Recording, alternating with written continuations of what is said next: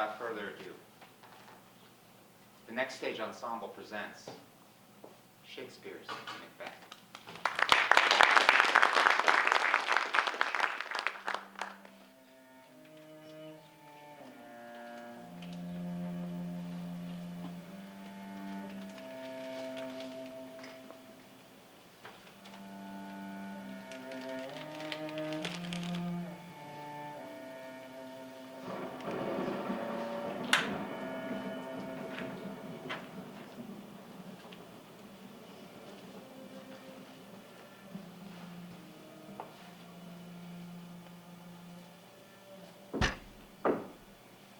Shall we three meet again?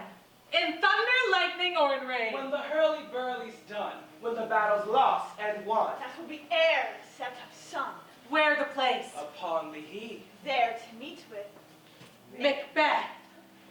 Fair is foul, and foul is fair. Hover through the fog and filthy air. What bloody man is that? This is the sergeant who, like a good and hardy soldier, fought against my captivity. Hail, brave friend. Say to the king the knowledge of the broil as thou did leave it. Doubtful it stood as two spent swimmers, which do cling together and choke their art. But all's too weak for brave Macbeth. Well, he deserves that name. Disdaining fortune with his brandished steel, which smoked with bloody execution, like valor's minion, carved out his passage till he faced the slave, which ne'er shook hands, nor bade farewell to him, till he unseamed him from the nave to the chops, and placed his head upon our battlements. Valiant cousin, worthy gentleman, so well thy words become thee as thy wounds. Go, get him surgeons. Who comes here? MacDuff, Thane of Fife. God save the king. Whence camest thou, worthy Thane? From Fife, great king, where the Norwegian battle throughout the sky to fan our people cold. Norway himself, assisted by that disloyal traitor, the Thane of Cawdor, began abysmal conflict, but my lord, the victory fell on us! Great happiness! No more the Thane of Cawdor shall deceive our bosom interest. Go, pronounce his present death, and with his former title greet Macbeth! I'll see it done. What he hath lost, noble Macbeth hath won.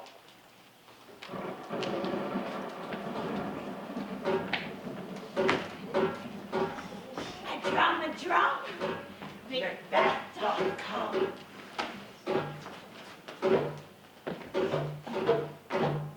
The weird sisters hand in hand, posters of the sea and land, thus do go about, thrice to thine and thrice to mine, and thrice again to make up nine. Peace! The charms wound up. So foul and fair a day I have not seen. How far is called to forest? But are these so withered and so wild in their attire that look not like inhabitants of the earth and yet are on it? Live you, or are you aught that man may question? You seem to understand me by each at once her chappy finger laying upon her skinny lips. Speak, if you can. What are you? All hail Macbeth! Hail to thee, Thane of Glamis! All hail Macbeth! Hail to thee, Thane of Cawdor! All hail Macbeth! Thou shalt be king hereafter.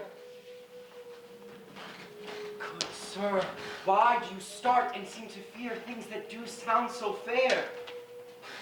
My noble partner you greet with present grace and great prediction of noble having and of royal hope, that he seems rapt withal. But to me you speak not. If you can look into the seeds of time and say which grain will grow and which will not, speak then to me, who neither beg nor fear your favors nor your hate. Hail! Hail! Lesser than Macbeth and greater. Not so happy, yet much happier. Thou shalt get kings, though thou be none.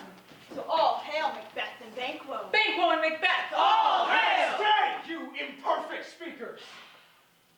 Tell me more. By my father's death, I know I am Thane of Glamis, but full of Cawdor.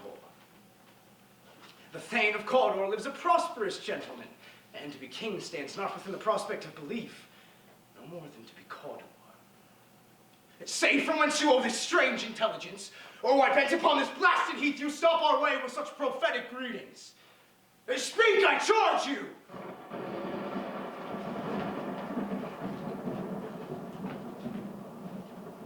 The earth hath bubbles as the water has, and these are of them. Whither are they vanished? Into the air. What seemed corporal melted his breath into the wind. Oh, but they had stayed! Such things here as we do speak about, or have we eaten on the insane route that takes the reason prisoner? Your children shall be kings. You shall be king. Thane of Cawdor too. Was it not so? To the self-same tune and words. Who's here? The king hath happily received, Macbeth, the news of thy success. I am sent to give thee our royal master's thanks. And, for a nurse of a great honor, he bade me from him call thee Thane of Cawdor. In which addition, hail most worthy Thane, for this is time. What can the devil speak true? Thane of Cawdor lives. Why do you dress me in borrowed robes? Who was the Thane lives yet. But under heavy judgment bears that life which he deserves to lose. Treason's capital. Proved and confessed have overthrown him. Lons and Thane of Cawdor. Greatest is behind. Thanks for your pains. Do not hope that your children shall be kings, when those that gave the Thane of Cawdor to me promised no less to them. That trusted home might yet enkindle you unto the crown, but 'tis strange, and oftentimes to win us to our hope, the instruments of darkness tell us truths, win us with honest trifles to betrays in deepest consequence. Cousin, a word, I pray you. Two truths are told as happy prologues to the swelling act of the imperial theme. I thank you, gentlemen. This supernatural soliciting cannot be ill, cannot be good. If ill, why hath it given me earnest of success commencing in a truth? I am Thane of Cawdor. If good, why do I yield to that suggestion whose horrid image doth unfix my hair and make my seated heart knock at my ribs against the use of nature? Present imaginings are less than horrible dreams. My thought, whose murder is yet but fantastical, shakes so my single state of man that function is smothered in surmise. And nothing is but what is not. Look how our partner's rapt. If chance will have me king, why? Chance may crown me, but without my stir. Worthy Macbeth, we stay upon your leisure. Give me your favor. My dull brain was wrought with things forgotten. Let us towards the king, think about what hath chanced, and at some time, the interim having waited, let us speak our free hearts each to other. Very gladly. Till then enough, come, friends. O worthiest cousin, the sin of my ingratitude even now was heavy on me. Thou art so far before that swiftest ring of recompense is slow upon thee. Only I have left to say, more is thy due than more than all can pay. The service and the loyalty I owe in doing it pays itself. But your highness's part is to receive our duties, and our duties are to your throne. Your love and honor. Welcome hither. I have begun to plant thee and will labor to make thee full of growing. Noble Banquo, but hast no less deserve, nor must be known, no less have done so. Let me enfold thee and hold thee to my heart. There, if I grow, the harvest is your own. Sons! Kinsmen, thanes, and you whose places are the nearest to know, we will establish our estate upon our eldest Malcolm, whom we name hereafter the Prince of Cumberland. Which honor must not unaccompany and invest him only, but signs of nobleness like stars shall shine on all deservers. From hence to lodge this night with beloved Macbeth. The rest is his labor, which is not used for you. I'll be myself the harbinger and make joyful the hearing of my wife with your approach. My worthy Cawdor. So humbly take my leave.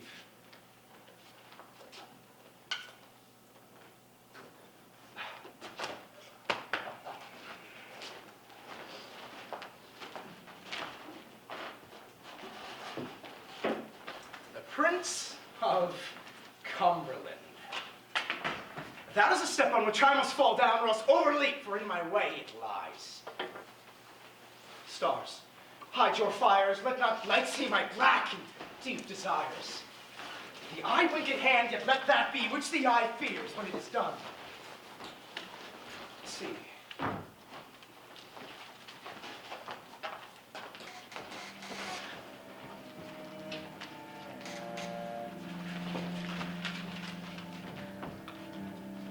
They met me in the day of success, and I've learned by the perfectest report they have more in them than mortal knowledge. When I burned in desire to question them further, they made themselves air, into which they vanished. Whilst I stood wrapped in the wonder of it all, came missives from the king, who all hailed me Thane of Cawdor, by which title before these weird sisters saluted me, with the coming on of time, with Hail, King, that shalt be. This I have thought good to deliver thee, my dearest partner of greatness, that thou might not lose the dues of rejoicing by being ignorant of what greatness is promised thee.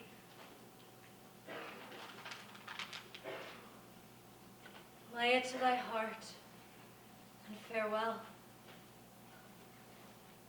Glamis thou art, and Cawdor, and shalt be what thou art promised, yet do I fear thy nature is too full of the milk of human kindness to catch the nearest way. Hie thee hither, that I might pour my spirit into thine ear and chastise with the valor of my tongue all that impedes thee from the golden round, which fate, metaphysical aid, doth seem to have thee crowned withal.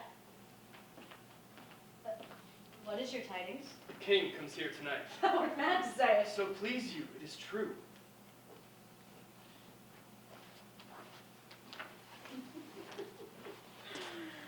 The raven himself is hoarse that croaks the fatal entrance of Duncan under my battlements.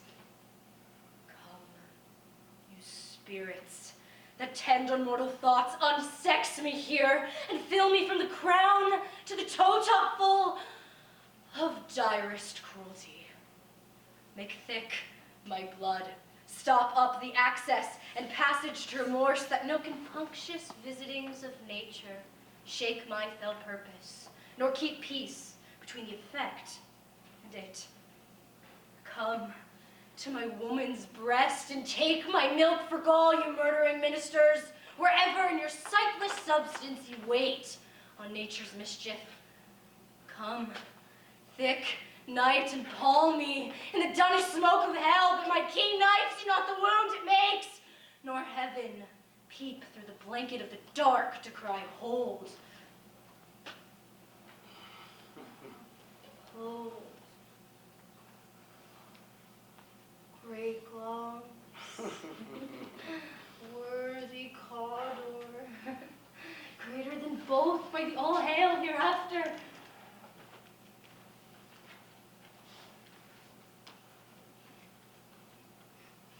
Thy letters have transported me from the ignorant present, and I feel now the future in an instant. My dearest love, Duncan comes here tonight. When goes hence? Tomorrow, as he purposes. Oh, never shall sun that morrow see. Be your face, my fave, is as a book, where men may read strange matters to beguile the times.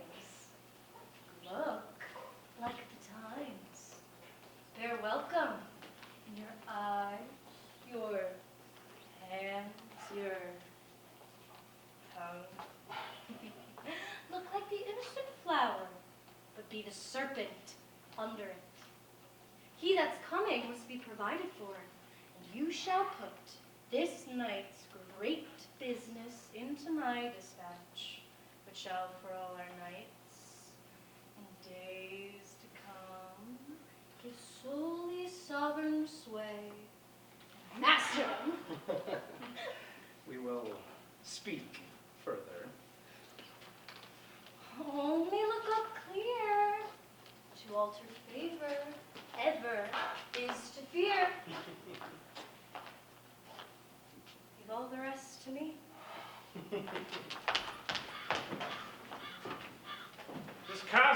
pleasant seat. The air, nimbly and sweetly, recommends itself unto our gentle senses.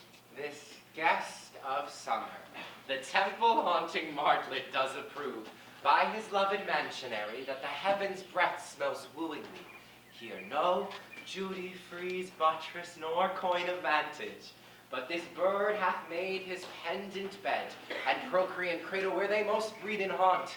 I have observed the air is delicate. See, our honored hostess.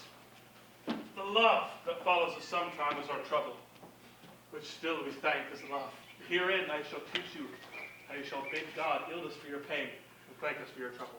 All our service, in every point, twice done and then done double, we're poor, and single business to contend against those honors, broad and deep, wherewith your majesty loads our house. Where is the Thane of Cawdor? We coerced him at the heels and had a purpose to be his purveyor. But he rides well. His great love, sharp as his spur, hath holpen him to his home before us. Give me your hand. Conduct me to mine host. We love him highly and shall continue our graces towards him. By your leave, hostess.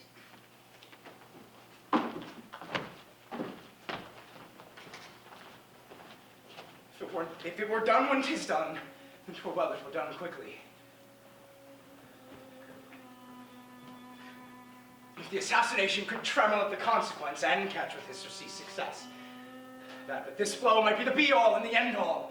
Here, but here, upon this bank and show of time, will jump the life to come. But in these cases, we still have judgment here, that we, who teach bloody instruction, which being taught, turn to plague the inventor. This even-handed justice commends the ingredients of our poison chalice to our own lips. He's here in double trust. First, as I am his kinsman and his subject, strong both against the deed, then as his host, who should against his murderer shut the door and not bear the knife myself. Besides, this Duncan hath borne his faculties so meek, hath been so clear in his great office, that his virtues will plead like angels, trumpet-tongued against the deep damnation of his taking off, and pity, like a newborn babe striding the blast, or heaven's cherubim, horsed upon the sightless couriers of the air, shall blow the horrid deed in every eye, the tears shall drown the wind. I have no spur to prick the sides of my intent, but only vaulting ambition, which overleaps itself and falls on the other. How now? What news? You've almost stopped. Why have you left the chamber? Hath he asked for me? No, you not. He has.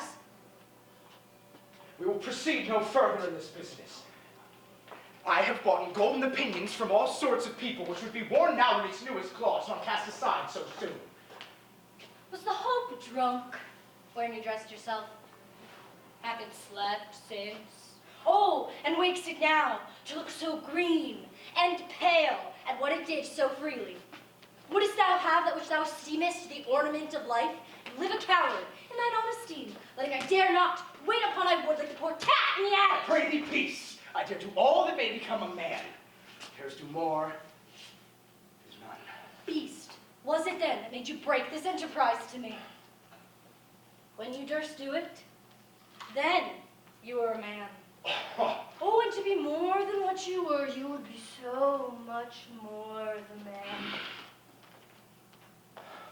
I've given suck, and know how tender it is to love the babe that milks me. I would, while it was smiling in my face, have plucked my nipple from its boneless gums and dashed the brains out had I so sworn as you have done to this.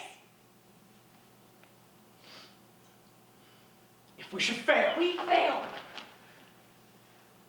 Screw your courage to the sticking place and will not fail. When Duncan is asleep, whereto the rather shall his days' hard journey soundly invite him, his two chamberlains will I with wine and with sail so convince the memory, the water of the brain shall be a fume, the receipt of reason a lying neck only. When in death, what cannot you and I perform upon the unguarded Duncan? What not put upon his spongy officers, who shall bear the guilt of our great quell?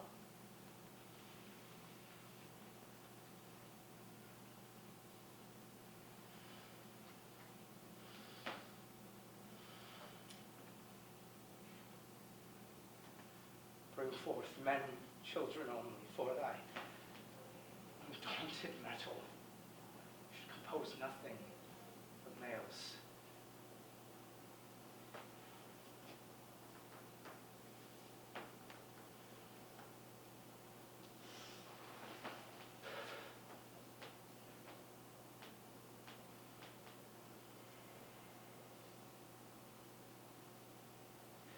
Will it not be received when we have marked with blood those sleepy two of his own chamber, and used their very daggers that they have done it? Who dares receive another? As we shall make our grief and clamor roar upon his death. I am settled and bend up each corporal agent to this terrible feat. Away, mock the time with fairest show. False face must hide what the false heart doth know.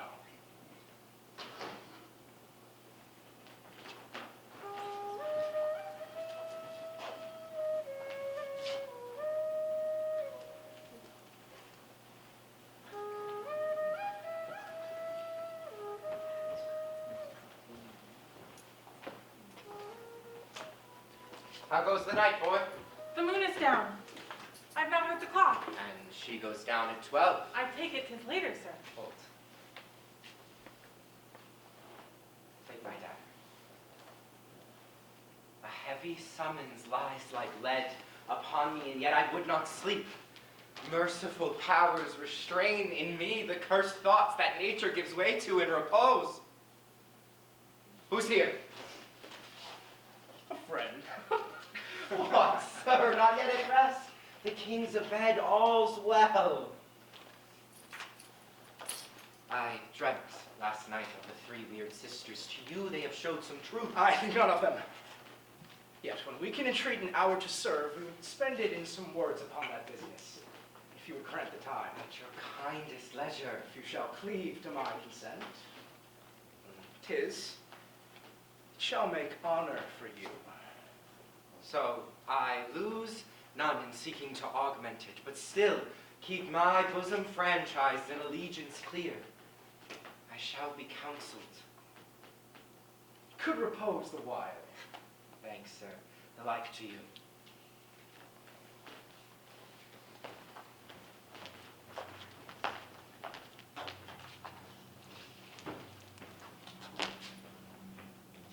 Is this a dagger which I see before me? The handle toward my hand. Come, let me clutch thee. I have thee not, yet I see thee still. Art thou not, fatal vision, sensible to feeling as to sight? Art thou but a dagger of the mind, a false creation proceeding from the heat-oppressed brain?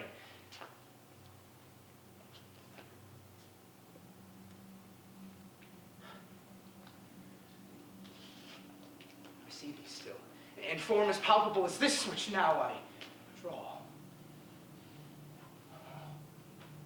Thou marshallest me the way that I was going, in such an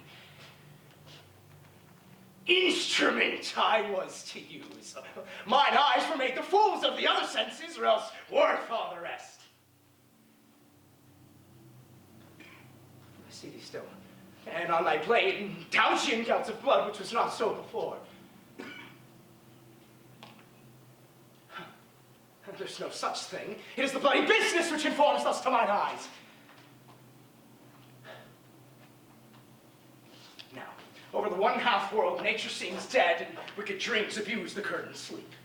Witchcraft celebrates pale HECATE's offerings, and withered murder, alarmed by his sentinel, the wolf, whose howls his watch, thus with his stealthy pace, with Tarkin's ravishing strides, towards his design moves.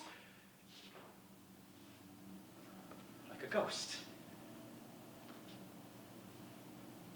Thou sure and firm set earth, turn on my steps, which way they walk for fear thy very stones prate of my whereabouts, and take the present horror from the time which now suits you with it. threat, he lives. Words to the heat of deed, too cold breath gives.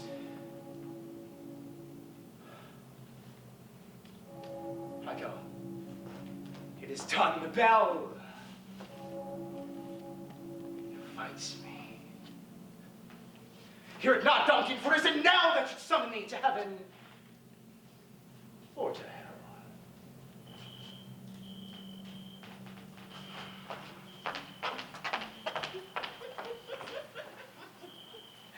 Oh, that which hath made them drunk hath made me bold. What hath quenched them hath given me fire. Heart, peace. It was the owl that shrieked, the fatal bellman which gives the sternest good night.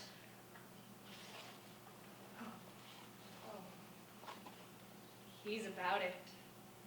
The doors are open, and the surfeited grooms do mock their charge with snores. I've drugged their possets, that death and nature do contend about them, whether they live or die. Who's there?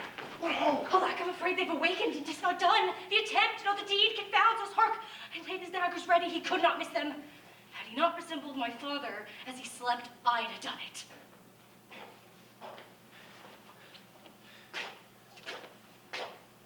My husband?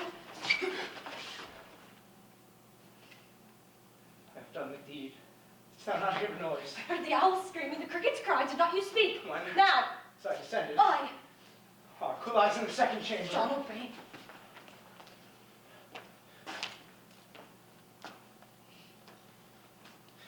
It's a sorry sight. Foolish thought to say, sorry sight. One did laugh in his sleep, and one cried murder. They did wake each other.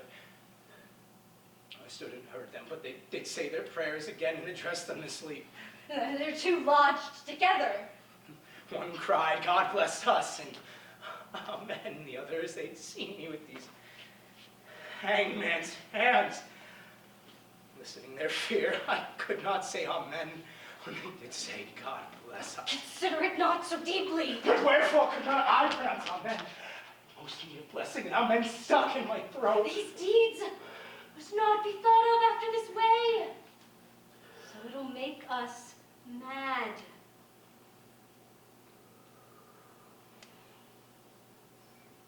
Methought I heard a voice cry, sleep no more. Macbeth taught murder, sleep. Innocent, sleep. Sleep that knits up an unraveled sleeve of care, the death of each day's life.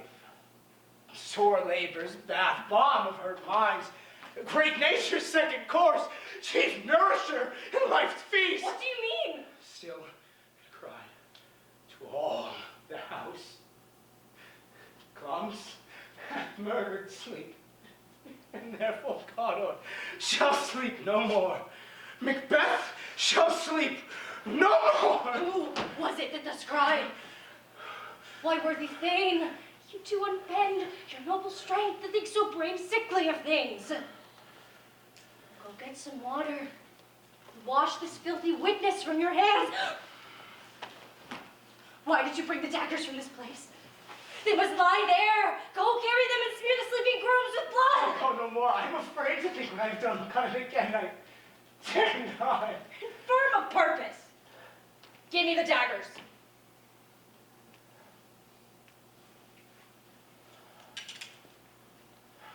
The sleeping and the dead are but as pictures. 'Tis the eye of childhood that fears the painted devil.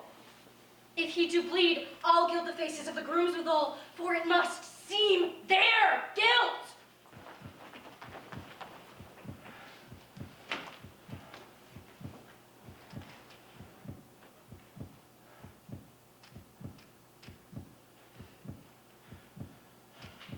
What is that knocking? No, is it whatever noise repulsed me? Oh, my hands are here. They plucked out my knives. No, no.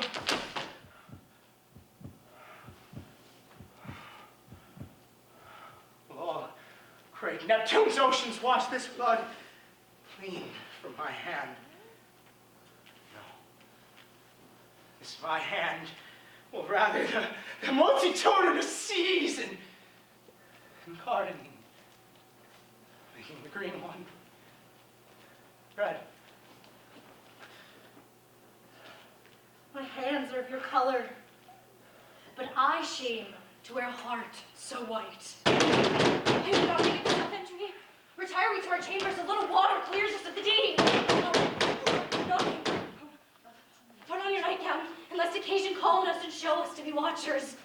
Be not lost so poorly in your thoughts. To know my deeds were best not know myself. Wake Duncan with thy knocking! I would, thou couldst.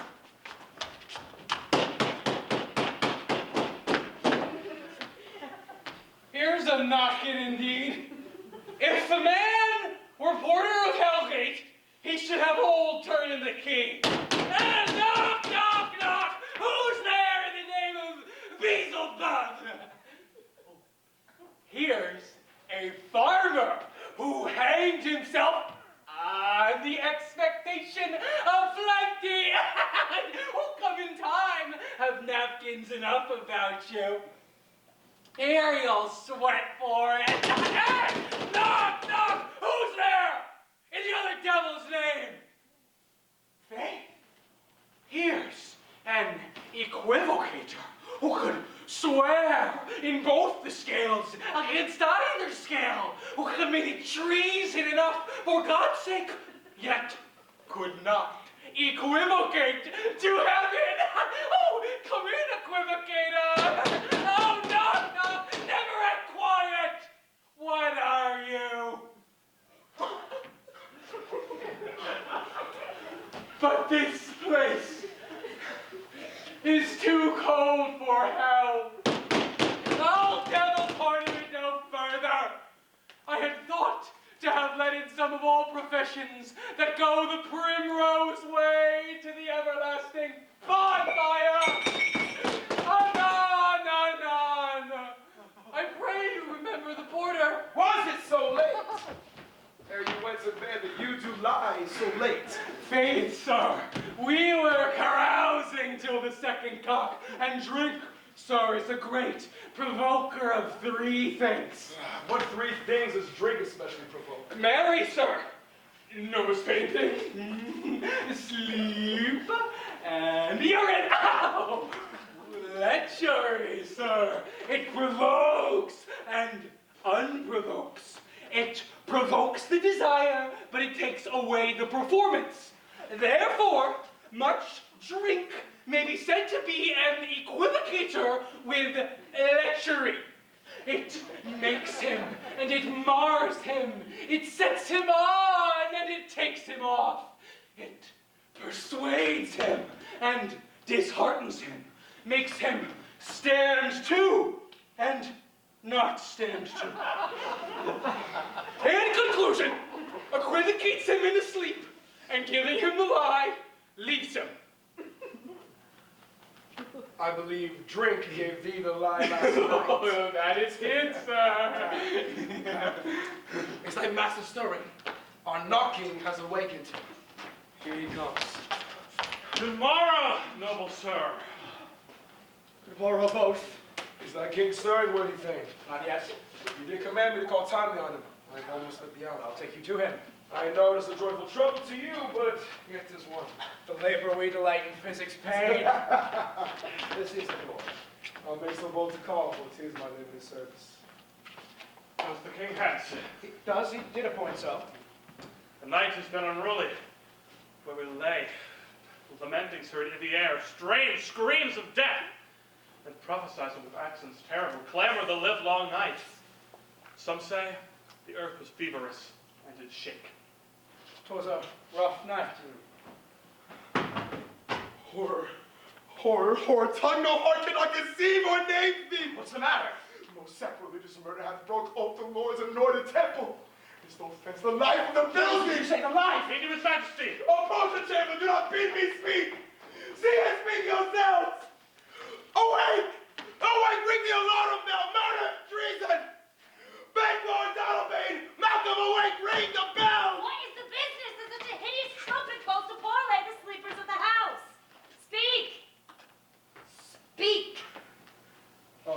master's murdered.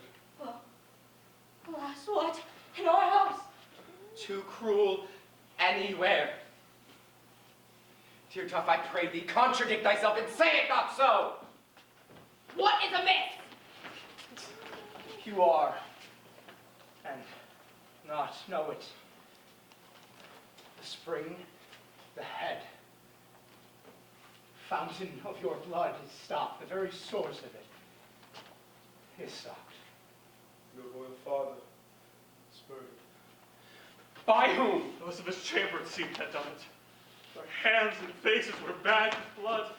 They stared and were distracted. No man's life was to be trusted with them. Oh, did I to repent me of my fury that I should kill them?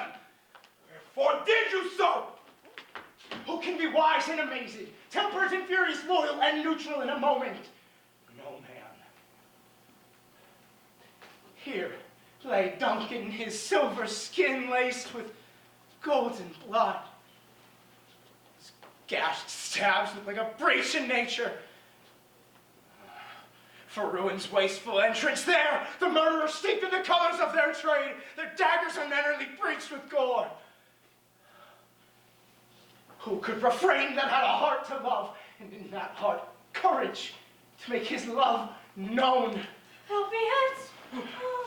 Look at me. Why do we hold our tongues, that most may claim this argument for ours? What should be spoken here were our fate hidden in augur when they rush and seize us? Let's await, our tears are not yet through. Nor our strong sorrow upon the foot of motion. Look to the lady. And when we have our naked frailtilities hid that suffer in exposure, let us meet to discuss this most bloody piece of work.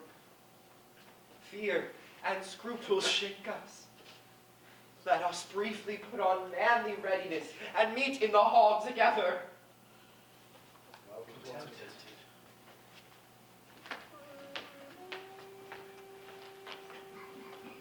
What will you do?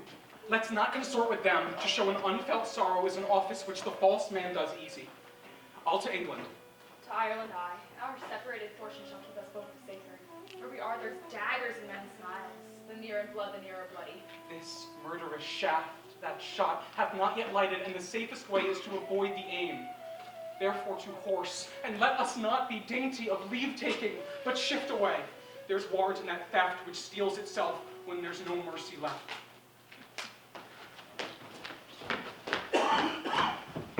How goes the world, sir, now? Why, see you not? Is it known who's done this more than bloody deed? Those of Macbeth are slain. Alas the day. DONALBAIN and Malcolm. The king's two sons are stolen and fled, which puts upon them the suspicion of the deed. Against nature still, thriftless ambition. Then 'tis like the sovereignty will fall upon Macbeth. He is already named, and on the scone to be invested. Will you just go on? No, cousin. I'll to fight. Well, I will then. Well, may you see things well done there. Adieu. Farewell.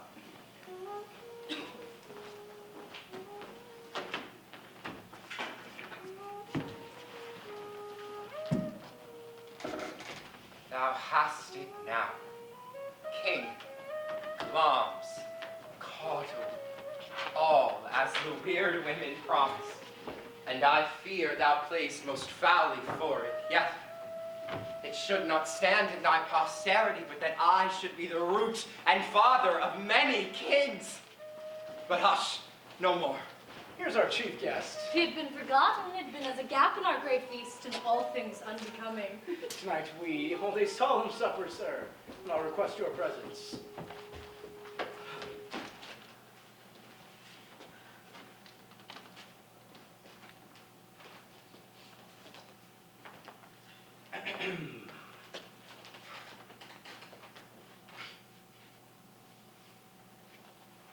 Ride you this afternoon. Aye, my good lord. Is it far you ride? As far, my lord, as will fill the time twixt this and supper. Fail not our feast. My lord, I will not. We hear our bloody cousins are bestowed in England and Ireland, not confessing their cruel parricide, filling their hearers with strange invention. But of that tomorrow, hie you to your horse, till you return at night.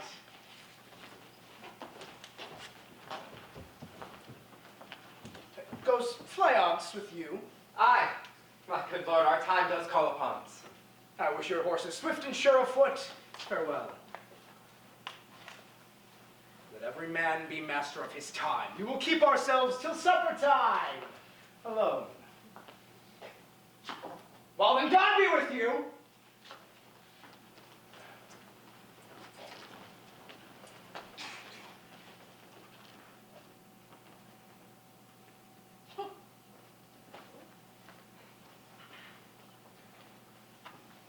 Sir, I'll word with you.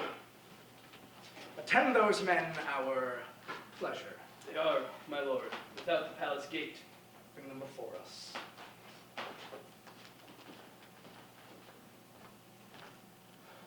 To be thus is nothing but to be safely thus. Our fears in Banquo stick deep. There's none but he whose being I do fear.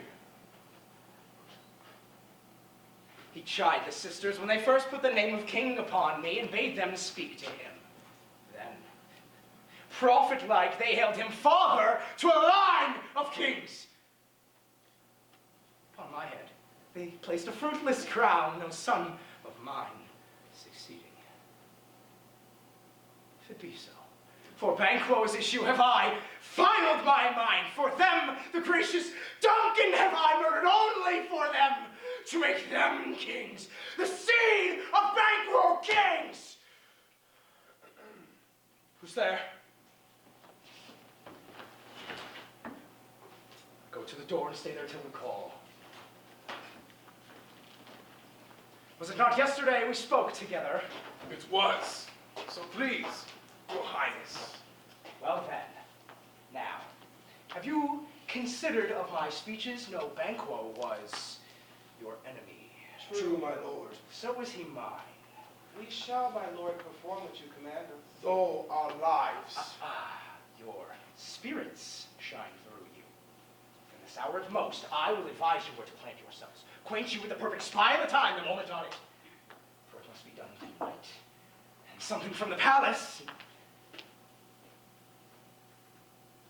FLEANCE, his son, who keeps him company, whose absence is no less material to me than is his father's, must embrace the fate of that dark hour. Resolve yourselves apart, I'll come to you anon. We are resolved, my lord. Call upon you straight. Bide within. It is concluded.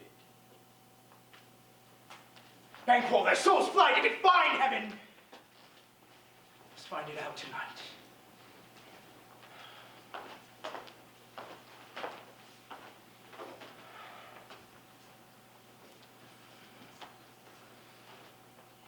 Now, my lord.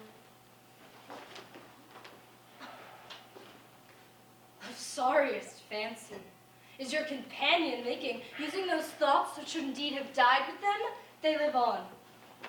Things without all remedy should be without regard. What's done is done.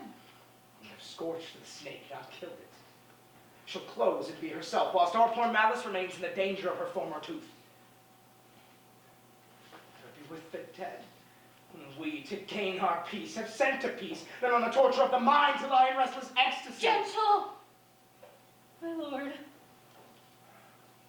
Sleek o'er your rugged looks, be bright and jovial among our guests tonight. So shall I, love, and I pray, be you. Let your remembrance apply to Banquo. Present him eminence, both with eye and tongue. Here the bat hath flown his cloister flight. There will be done a deed of dreadful note. What's to be done? Be innocent of the knowledge, dearest Chuck, till thou applaud the deed. Thou marvelest at my words, yet hold thee still. Things bad begun make strong themselves by ill. So prithee, go with me.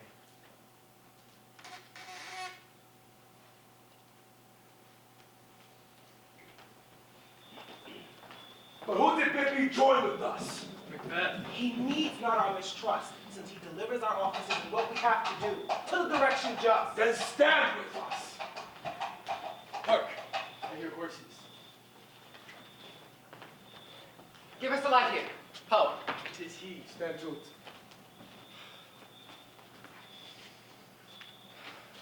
It will be rain tonight. Let it come down! Ah! Treachery! Fly, good Leon! Fly, fly, fly! Thou mayest revenge.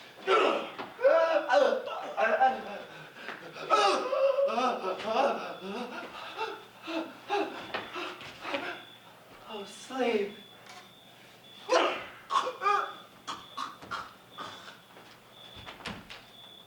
But who did strike out the light? Was not the way. There's but one down. The sun is fled. We have lost best half of our affair. That's the way. You see how much is done.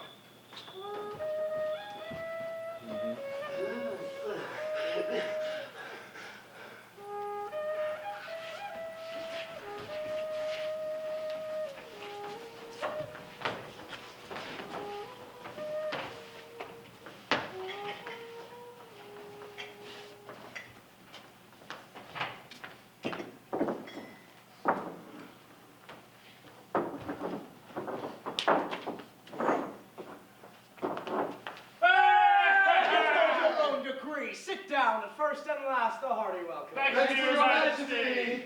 Our hostess keeps her state, but in best time, we will require her welcome. Hey! Welcome for me, sir.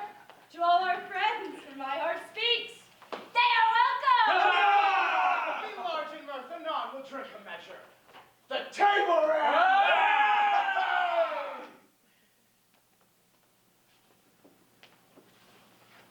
There's blood on my face. Banquo's there. 'Tis better thee without than he within, is he dispatched. Aye, my good lord. His throat is cut, that I did for him. Thou art the best of the cutthroats. It is good they did the like for FLEANCE. Most royal, sir.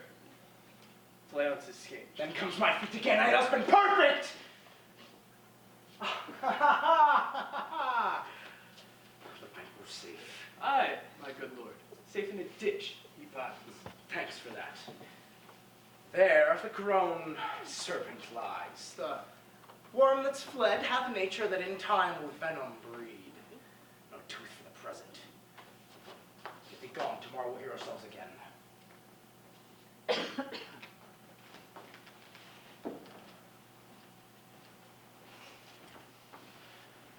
My royal lord, you do not give the cheer. May it please your highness, sit. Happy now, our country's on a root. For the great person of our Banquo present, who I may rather challenge for unkindness than pity for misdeeds. His absence, sir, is met upon his promise. Please, your highness, to grace us with your royal company. The table's full. Here is a place reserved, sir. Where? Here, my good lord. Which of you have done this? What, my lord? Thou canst not say I did. Never shake that door, you listen to me. Gentlemen, rise. His highness is not well. Sit! Worthy friends! My lord is often thus, and hath been from his youth. Pray you, keep seat. The fit is momentary, upon a thought. He will be well again. If much you note him, you shall offend him, and extend his passion. Be, regard it not. Are you a man? I am a bold one, the tear look on that, which might appall the devil. Oh, proper stuff. This is the very painting of your fear. This is the air-drawn dagger, which you said led you to Duncan. Oh, shame itself, why do you make such faces when all is done you would put on a stool? Can thee see there? Look, lo!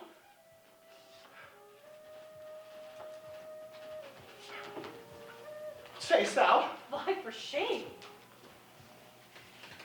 Times have been that when the brains were out, the men were dying there and then. Now they Rise again.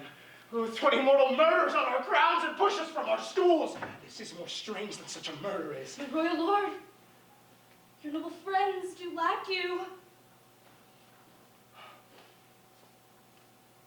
I do forget.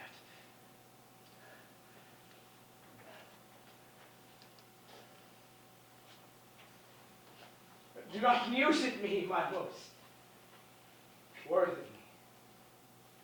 friends.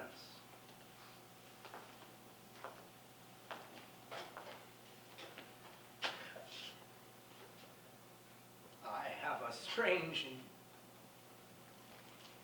infirmity, which is nothing to those who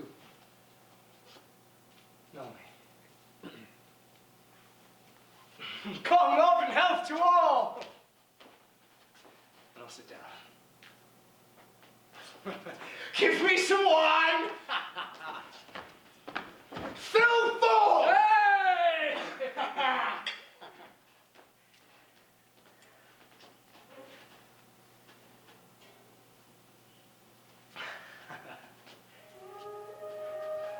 I'm forced to quit my sight. Here's high thee. One man there, I dare. Take any shape but that, and my firm nerves shall never tremble.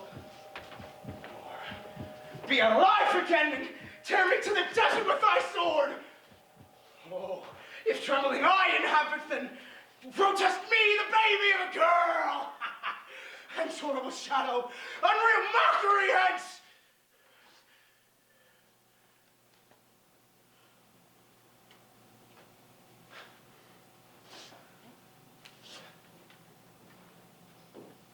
Why so?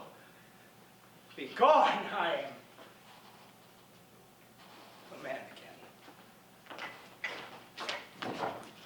Oh, pray you sit!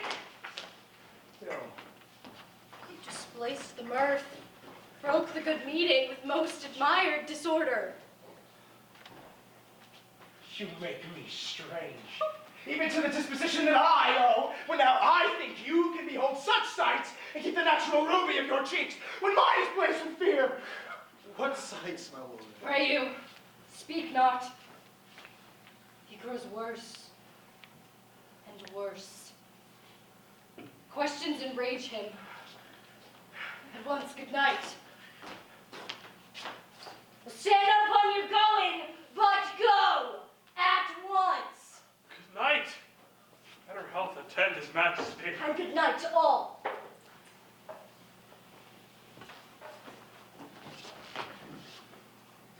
It will have blood, they say. Blood will have blood. Stones have been known to move and trees to speak. Augurs and understood relations have by magpies and choughs and rooks brought forth the secretest man of blood. I will tomorrow, and betimes I will, to the weird sisters more shall they speak. For now I am bent to know by the worst means. The worst. For mine own good, all causes shall give way. I am in blood, stepped in so far that should I wait no more, turning where as tedious as gore. You lack the seasons of all nature. Sleep. Come. To sleep. My strange and self-abuse is in the sheer fear that one's hard use. We are yet but young, indeed.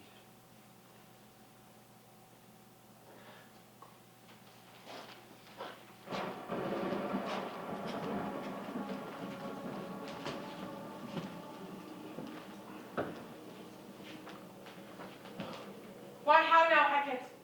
You look angrily. Have I not reason? Beldams as you are, saucy and overbold? How did you dare to trade and traffic with Macbeth in riddles and affairs of death? And I, the mistress of your charms, the close contriver of all harms, was never called to bear my part or show the glory of our art? But make amends now and get you gone, and at the pit of Ackerman, meet me in the morning thither, he will come to know his destiny. And you all know security is mortal's chiefest enemy.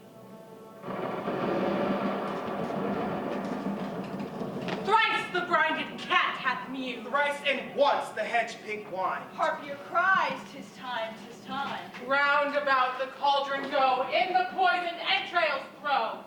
Double, double, toil and trouble, fire burn and cauldron bubble. Fillet of a finny snake in the cauldron boil and bake. Eye of newt and toe of frog, wool of bat and tongue of dog. Adder's fork and blind worm sting, lizard plague and owlet swing. For a charm of powerful trouble, like a hell broth, boil and bubble. Double, double, toil and trouble, fire burn and cauldron bubble. Pull it with the baboon's blood, then the charm is firm and good.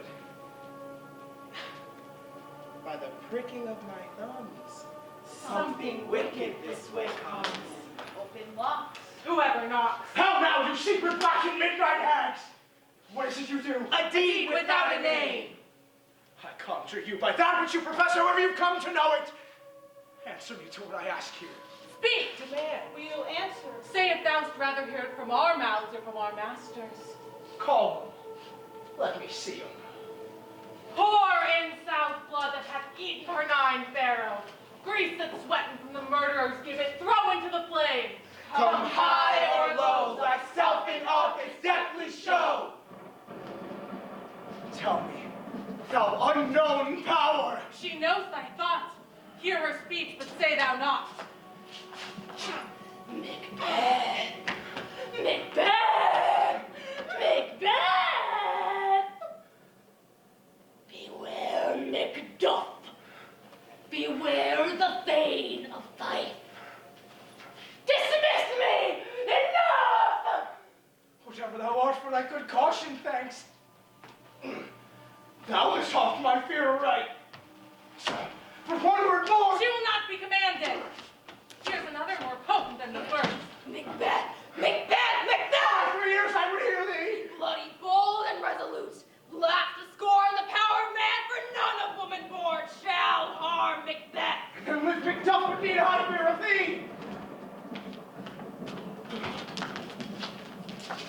What is this that rises like the issue of a king? Listen, but speak not to it. Macbeth shall never vanquished be, until great burning wood to high Duncan and Hill shall come against him. That will never be. Who can impress the forest, bid the tree unfix his earthbound root? My heart throbs to know one thing. Tell me, if your art can tell so much. Should Banquo's issue of a reign in this kingdom? Seek to know no more. I will be satisfied. Deny me this, and an eternal curse shall fall on you.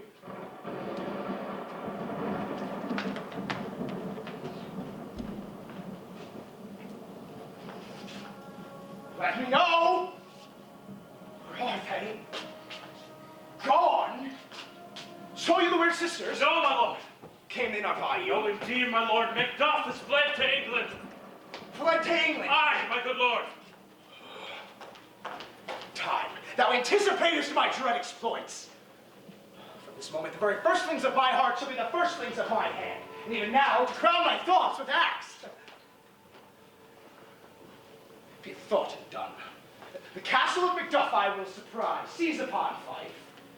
Get to the edge of the sword, his wife, his babes, and all unfortunate souls that should trace him in his line. No boasting like a fool, this deed I'll do before this purpose cool.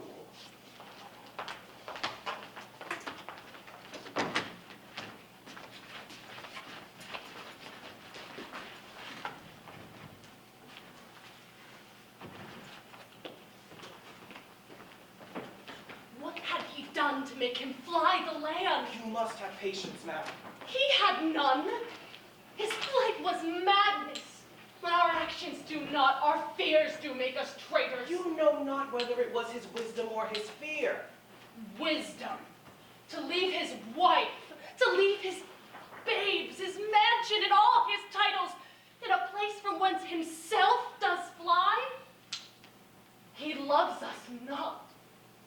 All is the And nothing is the love, as little is the wisdom where the flight so runs against all reason. My dearest cuz, I pray you, school yourself. But for your husband is noble, wise, judicious, and best knows the fits of the season. I dare not speak much further, but cruel are the times when we are traitors and don't know ourselves. I take my leave of you.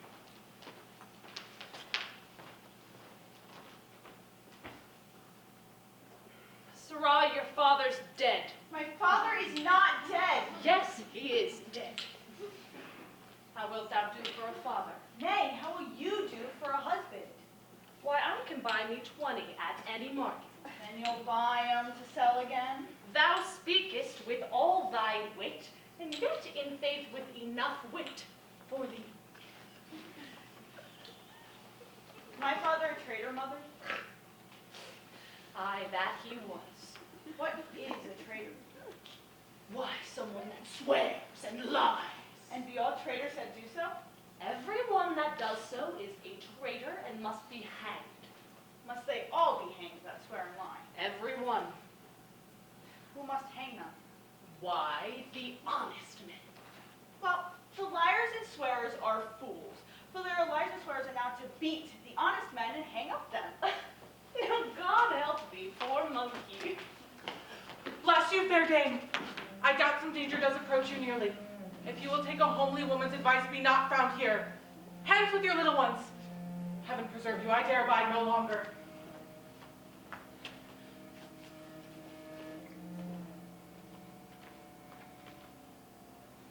Whither should I fly? I have done no harm. Alas, do I put up that womanly defense to say I have done no harm?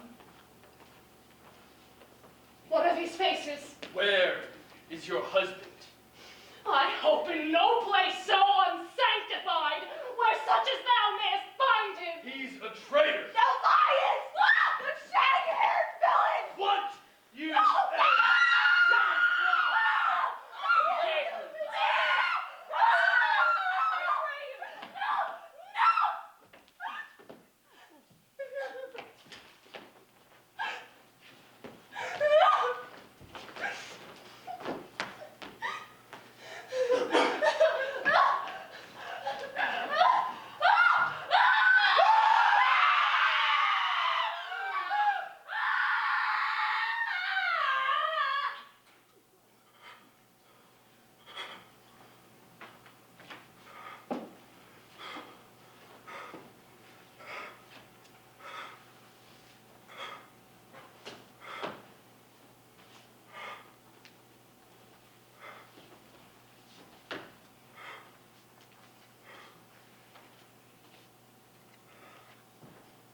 Let us seek out some desolate shade, and there weep our sad bosoms empty.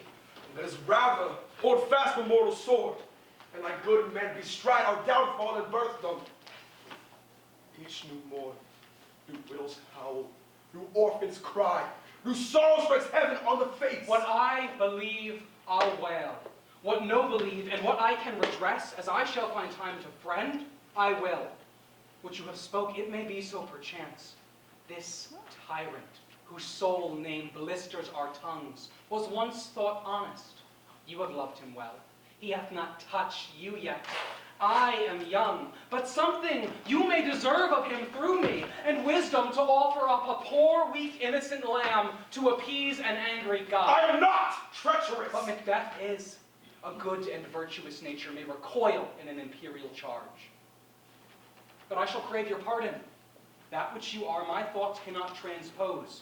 Angels are bright still, though the brightest fell. Though all things foul were the brows of grace, yet grace must still look so.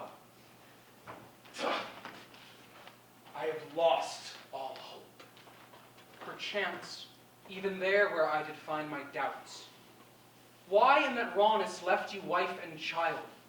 Those precious motives, those strong knots of love without leave-taking. I pray you, let not my jealousies be your dishonors, but mine own safeties. You may be rightly just, whatever I shall think. Fare thee well, Lord. I will not be the villain that thou thinkst. Be not offended. I speak not as in absolute fear of you. I think our country sinks beneath the yoke. It weeps, it bleeds, and each day a new gash is added to her wounds. Devilish Macbeth, by many of these trains, hath sought to win me into his power, but modest wisdom plucks me from overcredulous haste. See, who comes here? My countryman, but yet I know him not. My ever gentle cousin, welcome hither. Stand Scotland where it did. Alas, poor country, almost afraid to know itself. This place cannot be called our mother, but our grave. Be it their comfort. We are coming thither. Gracious England hath lent us good seaward and 10,000 men. Would I could deliver this comfort with the like. Your castle is surprised. Your wife and babe savagely slaughtered. Merciful heaven. My children too. Wife, children, servants, all that could be found. Then must make from thanks. My wife, killed too. I have said. Be comforted. Let us make medicines of our great revenge to cure this deadly grief. He has no children! Did you say all, my pretty ones? Did you say all? Oh, okay! Oh! And one fell swoop. Dispute it like a man! I shall do so, but I must also feel as a man! Ah! Ah! Be this the whetstone of your sword. Let grief convert to anger, blunt not the heart, and rage it. Oh, gentle heaven, cut short all intermission, front to front.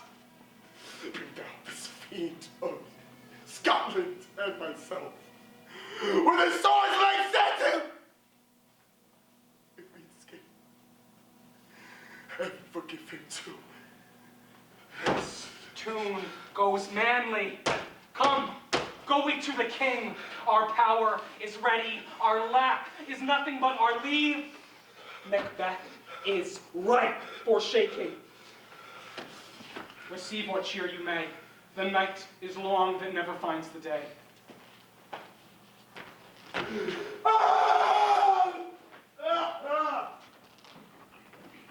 have 2 nights watched with you, but can perceive no truth in your reports. Lo you, here she comes. You see, her eyes are open. Aye, but their sense is shut. What is it she does now? Look how she rubs her hands. It is an accustomed action with her to seem thus washing her hands. I have known her continue in this a quarter of an hour. Here's a spot. Hark, she speaks. Ow! Damn spot! Ow! I say! 1, 2. Why? 'Tis time to do it. 5, my lord, 5. Would need be fear who knows it, but none can call our power into account. Yet who would have thought that the old man had so much blood in him? Did you mark that? Saint Fife and wife. Where is she now? Why will these hands ne'er be clean? No more of that, my lord. No more. You mar all with distorting.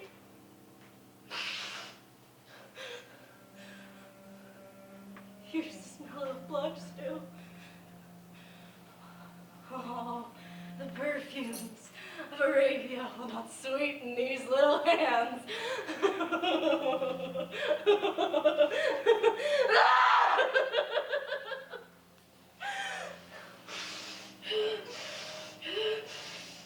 Oh, wash your hands.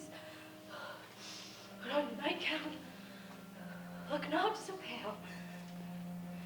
I tell you, yet again, Banquo is buried.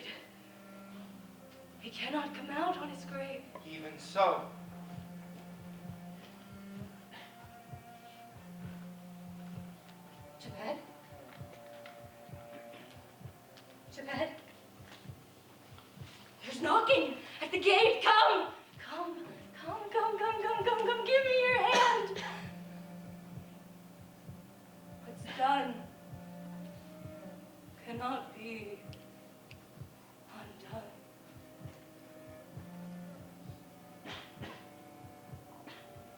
To bed. To bed. To bed. To bed. Will she go now to bed? Directly. More she needs the divine than the physician. God, God, forgive us all. Look after her. My mind she has made it and amazed my sight, I think, but dare not speak. Good night, good doctor.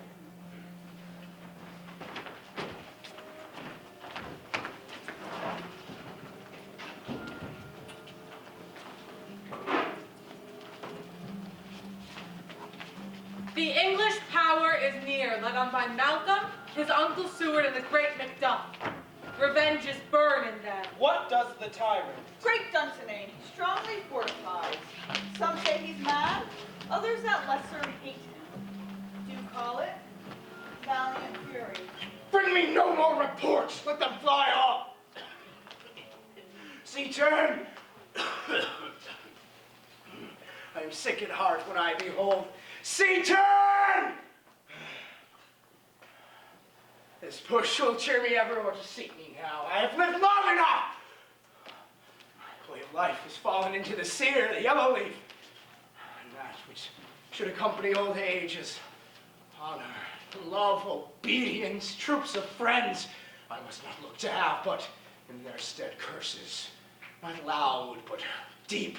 Mouth, honor, breath, which the poor heart would fain deny, dare not. SEYTON! What is your gracious pleasure? Give me mine armor. 'Tis not yet I'll needed. put it on! Send out more horses, scur the country round.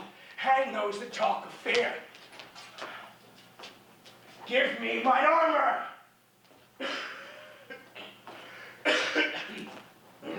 How does your patient, doctor? Not so sick, my lord, as she is troubled with thick-coming fancies that keep her from her rest. Cure her of that! Canst thou not minister to a mind diseased, plus from the memory a rooted sorrow which weighs upon the heart? Therein the patient must minister to himself. Throw physic to the dogs, I'll none of it. Come, sir, put mine armor on. Doctor, the thanes fly from me. Come, sir, dispatch.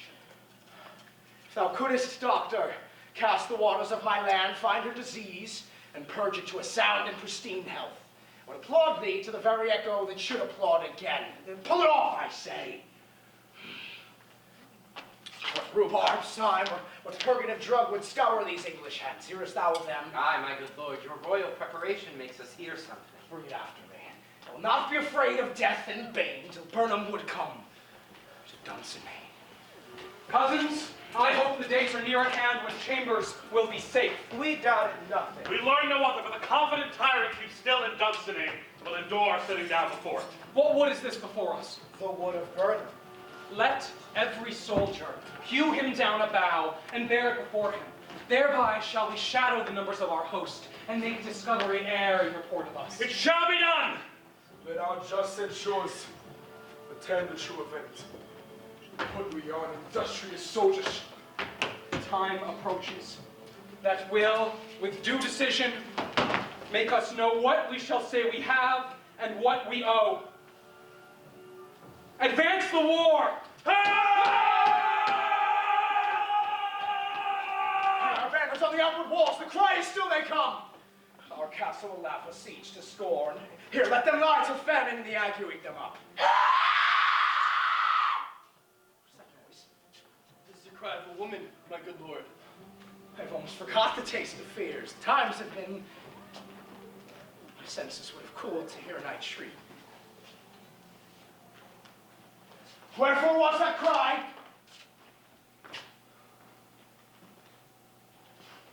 The queen, my lord, is dead.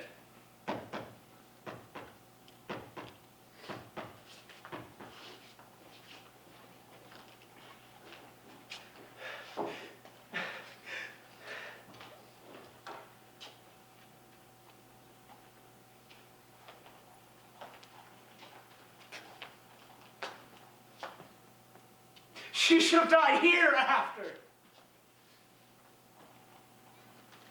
There would have been time for such a word. Tomorrow, and tomorrow, and tomorrow creep in this petty pace from day to day, till last syllable of recorded time. And all our yesterdays have lighted fools the way to dusty death.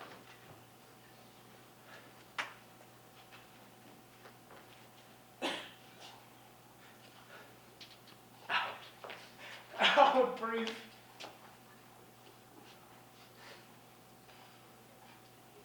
Candle.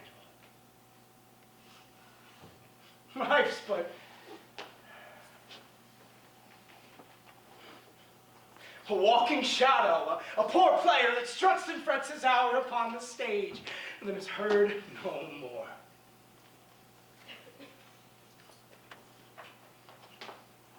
It is a tale told by an idiot, full of sound and fury, signifying nothing. Thou comest to use thy tongue thy story quickly. Gracious, my lord, as I did stand my watch upon the hill, I looked toward Burnham, and anon methought the wood began to move. Liar and slave! Within this 3 mile may you see it coming. I say a moving grove. If thou speakest false upon the next tree, shall thou hang alive till famine cling thee.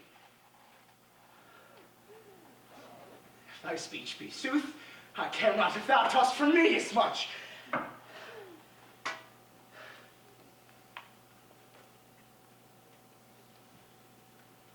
Pull in resolution and begin to doubt the equivocation of the fiend that lies like truth. Fear not, till Burnham would come to Dunsinane, and now would come to Dunsinane.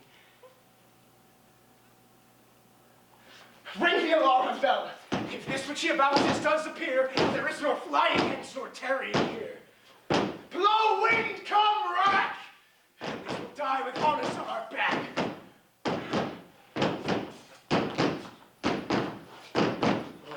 If tied me to a stake, I cannot fly, but bear like I must fight the course. What's he that was not born of woman? Such a one am I to fear. None.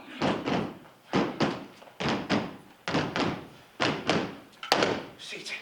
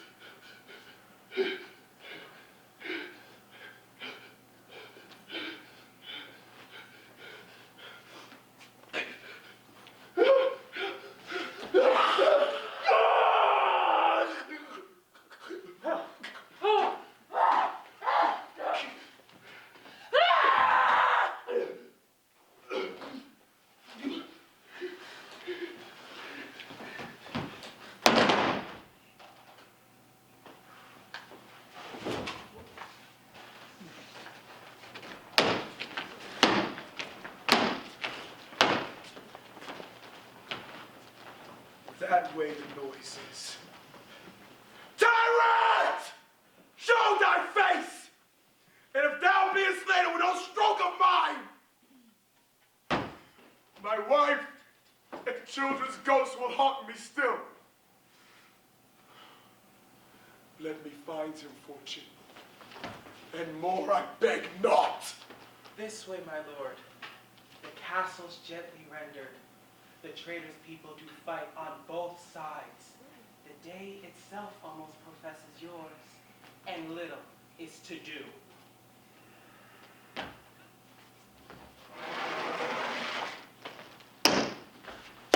We are met with foes that strike beside us. Enter, sir. The castle.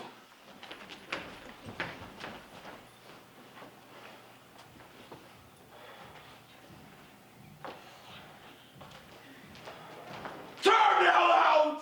Turn! Of all men else I have avoided thee. To get thee back, my soul is too much charged with blood. I have no words. My voice is in my sword.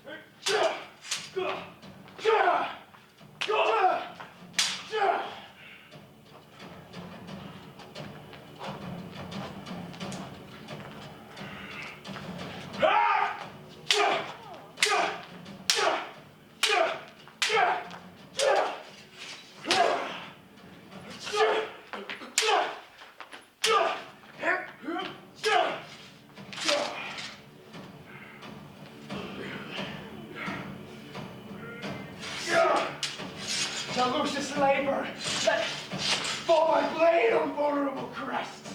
I, a charmed life which must not yield to one of woman born. Spare thy charm! That the angel thou still hast served. Tell me, MacDuff was from his mother's womb a diamond ring!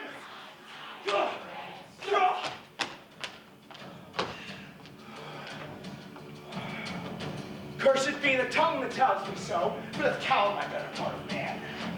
Fight thee, then yield, coward, and live to be the show and gaze of the time. You'll have thee as rare a monsters painted on a pole. Under it, here may you see the tyrant. I will not yield to kiss the ground below your mountain's feet and be vacant with the rabbit's curse. Perham would become to Duncan, and now opposing, being as a nobleman born, yet I will try at last. Lay on, MacDuff, and damn be him that first cries hold and no.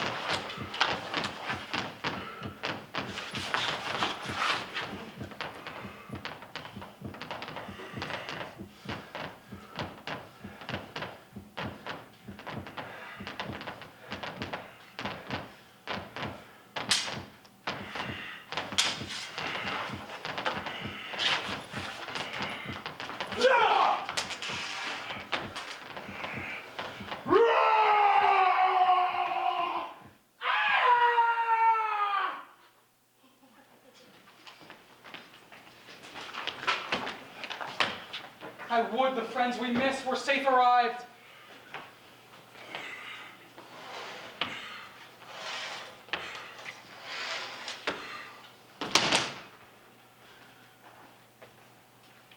Hail, King!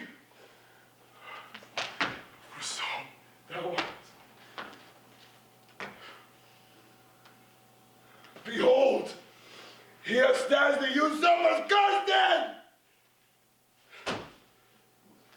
The time is free. Hail, King of Scotland! Hail, King of Scotland!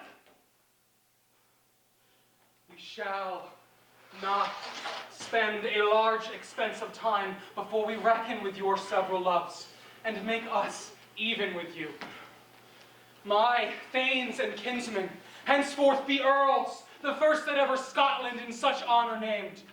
What's more to do, as calling home our exiled friends abroad, who fled the snares of watchful tyranny, producing forth the cruel ministers of this dead butcher and his fiend-like queen.